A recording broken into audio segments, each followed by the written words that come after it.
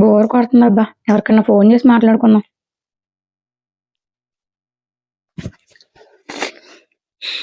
Hello, చెప్పవే మంగ.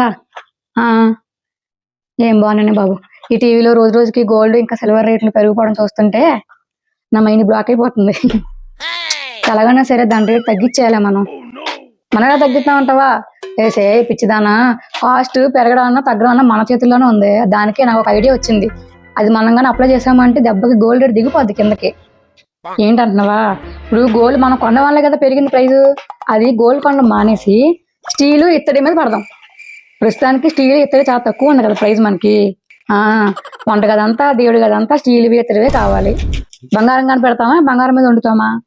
అందుకని steel ఇత్తడి కొనేసుకుందాం. ఇప్పుడు ఇవి కొనేసి ఇవి దాచేసుకుందాం. ఇప్పుడు స్టీల్ ఇత్తడి కొన్నామనుకో, జనాలందరూ స్టీల్ ఇత్తడి మేము పడితే ఈ రేట్ పెరిగిద్ది, గోల్డ్ రేట్ తగ్గిపోద్ది.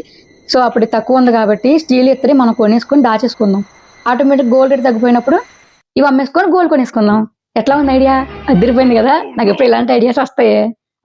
ఇప్పుడు ఏం చేయాలంటే, ఇది అందరికి వెళ్ళాలంటే నువ్వు ఒక ముగ్గురు చెప్పు, వాళ్ళ ముగ్గురిని ఇంకో ముగ్గురు చెప్పమాను, వాళ్ళ ముగ్గురిని ఇంకో ముగ్గురు చెప్పమాను. సరేనా? ఎలాగైనా ప్రపంచం అంతా పాకేయాలి, గోల్డ్ రేట్ దెబ్బకి దింపేయాలి మనం. ఓకే? అవునవునే పద, అర్జెంట్గా ఫస్ట్ మీ ఆయనతో చెప్పు, నేను మా ఆయనతో చెప్పి తీసుకెళ్తా. ఓకే ఓకే, ఉంటా. బావా బావా, ఏంటి? వెళ్దాం. ఎక్కడికి? ఇప్పుడు దాకా మాట్లాడుతున్నాగా. వింటున్నా అన్ని మరి ఇప్పుడు ఇత్తడికి ఇప్పుడే రేట్ ప్రైస్ తక్కువ ఉంటుంది, పద వెళ్ళి కొనేసుకుందాం. ఇంట్లో అసలు పెట్టడానికి ప్లేసే లేదు. అది వంటగది మొత్తం ఫుల్ అయిపోయింది. ఇప్పుడు ఈ కొనేసి అక్కడ పెట్టేస్తావు? ప్లేస్ లేదంటున్నావా? కింద అంత సెల్లార్ ఉందా? ఒక సైడ్ తవ్వేసి తోసేద్దాం.